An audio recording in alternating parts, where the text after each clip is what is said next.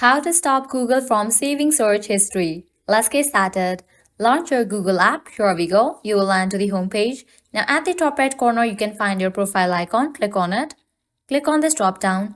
Now here you're going to find different options. Here towards the option of search history. Click on it. Now from this page, you can easily stop Google from saving search history.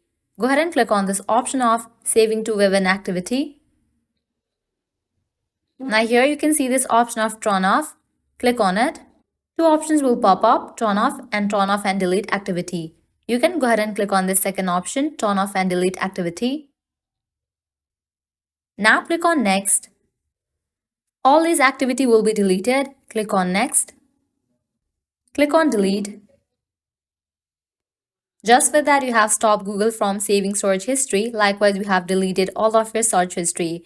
Well, that's a wrap for this video. This is how you can easily stop Google from saving search history. At the end, if you guys find this video helpful, don't forget to like, share, and subscribe to our channel. Thanks for watching.